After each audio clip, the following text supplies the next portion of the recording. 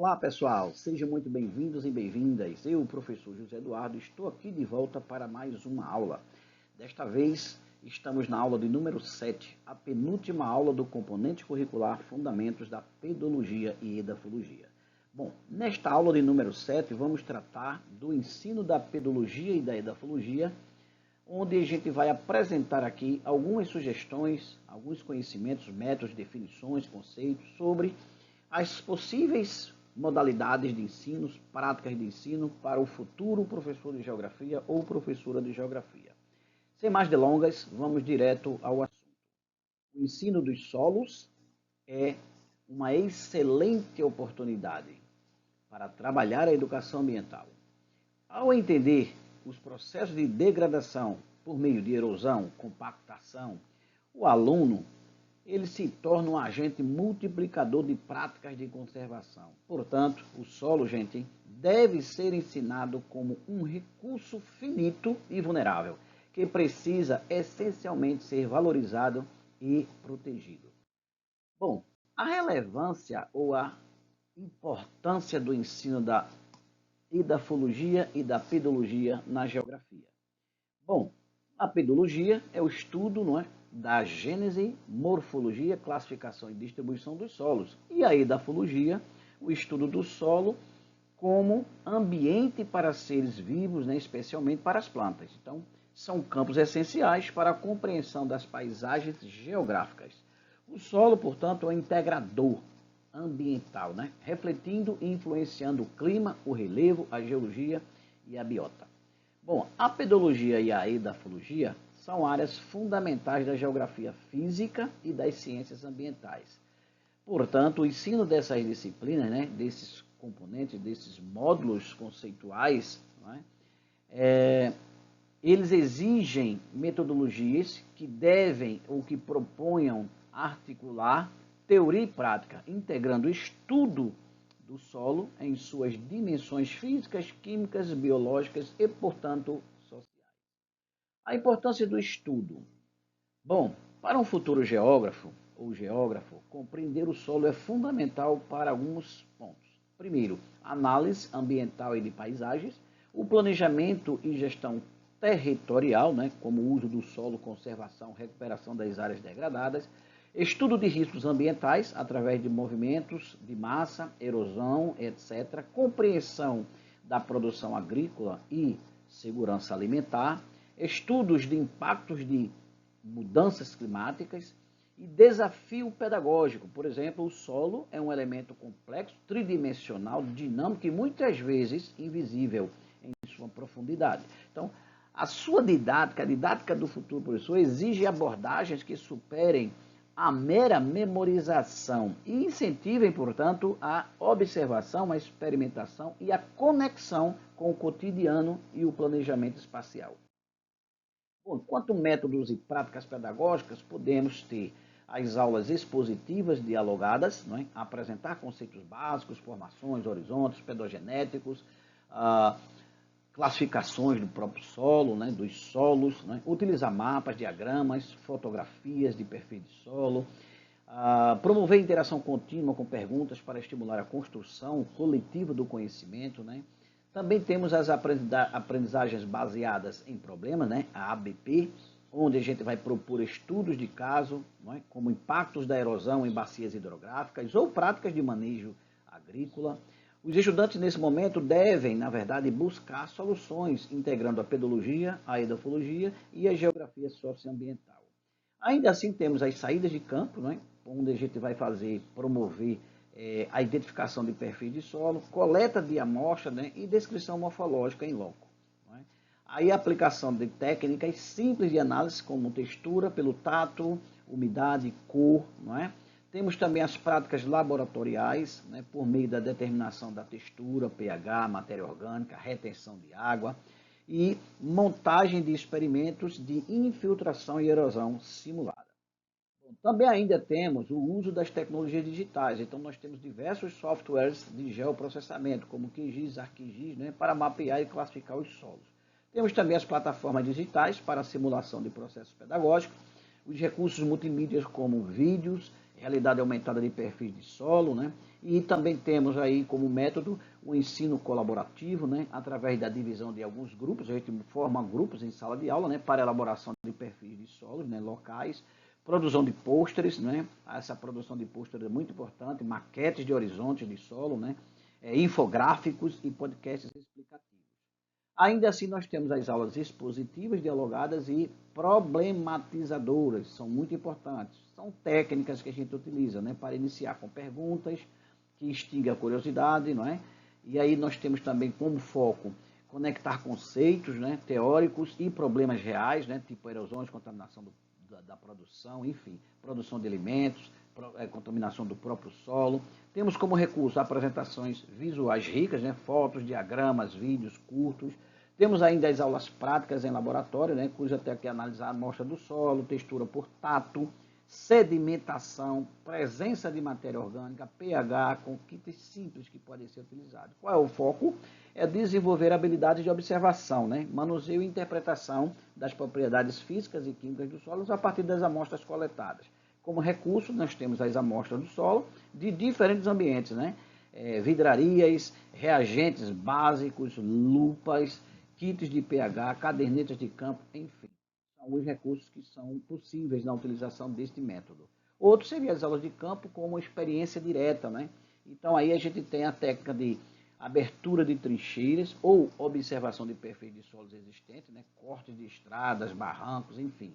Qual é o foco? A observação de horizontes do solo, a cor, a textura, a estrutura, a consistência, a presença de raízes, né? Rochas-mãe e assim sucessivamente. E os recursos? Pá, picareta, treina, fita métrica, sobretudo a questão da visita de campo, aula de campo é fundamental, é muito importante para esse módulo. Outras atividades também podem ser através da observação de processos erosivos, né? E de compactação ou de recuperação do solo. Em alguns momentos, em alguns locais, a gente pode observar isso. Também temos os estudos de caso, né? E a aprendizagem baseada em problema, ABP, como eu falei, e como são técnicas, né? Então a gente deve apresentar problemas reais, né? Por exemplo, degradação de solos, perdão, em sua área, ou em uma área de agricultura, por exemplo, né? A desertificação, os desabamentos e assim sucessivamente. E os alunos aí em grupo vão pesquisar, analisar os dados e constituir os seus próprios relatórios, as suas próprias fichas de leitura para apresentação posterior. Quais os recursos? Os artigos científicos, notícias, mapas, né? Uso de cobertura de terra e assim sucessivamente.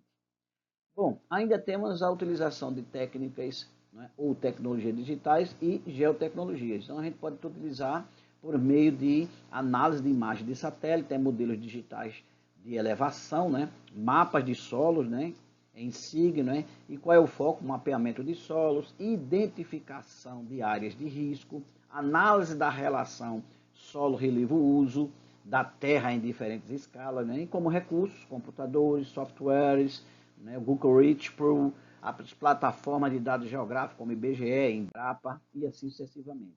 Então, podemos também fazer como métodos simulações e modelagem, né, utilizando técnicas de pequenas simulações de erosões em caixas de areia, modelos de fluxo de água no solo. A gente vai tentar ali mudar isso, ou promover esses modelos, né? E o foco é visualizar os processos dinâmicos, né, que são difíceis de observar na realidade. Quais são os recursos? Caixa de areia, borrifadores e modelos de papel.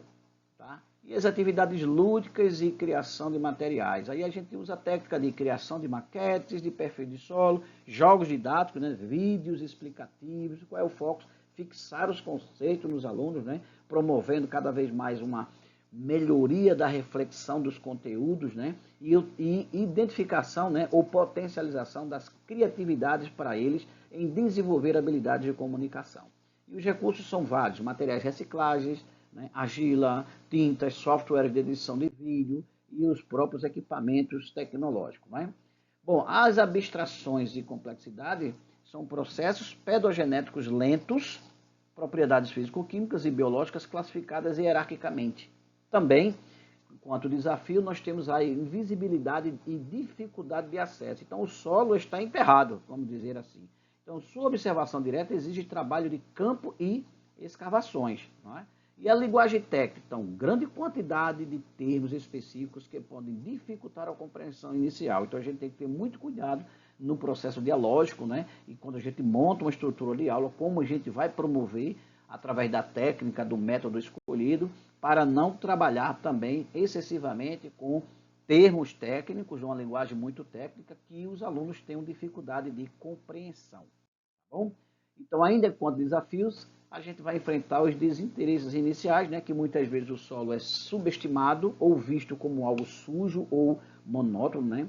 Há uma fragmentação curricular, então pode ser abordado de forma isolada em disciplinas, perdendo efetivamente a conexão sistêmica com a geografia. E às vezes a gente também enfrenta as dificuldades do ponto de vista de recursos limitados. Então, faltas materiais, né, as faltas de materiais didáticos específicos, tipo laboratórios equipados, por exemplo, ou acesso à área de campus, que muitas vezes não é permitido, a gente não tem essa condição. Né? E quais são as melhores ferramentas e recursos necessários? Então, a gente pode utilizar a tecnologia da informação geográfica, são as TIGs, né? Os softwares, né? SIGs, os QGIS, gratuito de código aberto, né? O ArcGIS já é pago, mas em algumas versões as pessoas conseguem, né? Outros modelos de software também gratuitos. As ferramentas do Google, né? Que nós temos as visualizações de paisagem, identificação de feições de relevo, enfim. Temos também os modelos digitais, né, de elevações, os MDS, que são utilizados, né, para análise de declividade, e drenagem, que são cruciais, né, para a gente compreender os processos erosivos e a distribuição de solos. Bom, ainda temos os aplicativos de celulares, muito bem e amplamente utilizados, né, os GPS, status e o Toolbox, né, para Android e iOS, onde a gente vai ter coordenadas, né? A gente vai ter bússolas, altímetros para trabalho de campo e assim sucessivamente. Como também o Google Maps, que a gente tem aí com as versões para Android e para os iOS. Então, os aplicativos de celulares são fundamentais. Temos aí o ArcGIS, né? Temos vários outros, o SolWeb, né? Temos também os kits de análise do solo simplificado, onde a gente tem os kits de pH de solo, né? Com tiras, reagentes ou soluções. Nem sempre a gente tem esses recursos, tá? Temos também os testes para macro e micronutrientes, o NPK, não é? São elementos fundamentais, mas existem kits didáticos para isso. Materiais para teste de textura, né, por tato, né, e sedimentação em proveta. Temos também alguns materiais visuais, né, possibilidade de utilizar, como fotos de perfil de solo, né, diagramas e fluxogramas, vídeos de curta-metragem, principalmente os documentários, né? Maquetes e modelos em 3 dimensões, né? Em 3D, que é importantíssimo, assim como também em laboratórios de solos, temos os mesmos, que básico, vamos dizer assim, mesmo que seja básico, aqueles kits de laboratórios, aqueles laboratórios muito bem simples, montados, mas que também servem para a gente utilizar como ferramentas, como recurso. Então, amostra de solos coletados em diferentes locais, vidrarias básicas como proveta, becker, funil, equipamentos básicos como lupas, balança, estufa, peneiras, né? Normalmente, se a gente tiver essa possibilidade de ter, peneira é um objeto até que com custo muito baixo, né? E materiais de campo nós temos pá, picareta, trena, fita métrica, escova de perfil. Então é importante que a gente tenha um conjunto, né, de possibilidade de recursos e a depender do nosso objeto, do nosso momento, da estrutura, de onde nós estamos, a gente pode se utilizar de vários pontos, várias ferramentas como essas aqui apresentadas para facilitar o trabalho, por exemplo, o desenvolvimento desse conteúdo, o desenvolvimento da edafologia, da pedologia, do ponto de vista do ensino. Então, algumas sugestões de materiais e recursos de apoio são importantes. Por exemplo, livros e manuais, é importantíssima a utilização disso, né? E aí a gente tem alguns livros que são clássicos, não é? Como isso aí, a formação e conservação dos solos, como o da pedologia de Rezende, né? Base para a distinção de ambientes. Temos também manuais do Embrapa, né? Embrapa Solos, o Primavesi, e assim sucessivamente nós temos um leque de possibilidades. Como plataformas online e banco de dados, nós podemos utilizar a Embrapa Solos, né, mapas e dados, o SoilGrids, né, também, o Serviço Geológico do Brasil, CPRM, né, temos o Google School, né, ou o Cielo, a plataforma Cielo, que é uma plataforma e um banco de dados de busca, também, os cursos online, né, que são oferecidos aí por diversas plataformas, diversas instituições, temos vídeos e canais educacionais também, né? Os canais no YouTube de universidades, dos institutos de pesquisa, enfim. nós temos uma série de sugestões de materiais e recursos que são possíveis, né, e acessíveis no nosso cotidiano, né.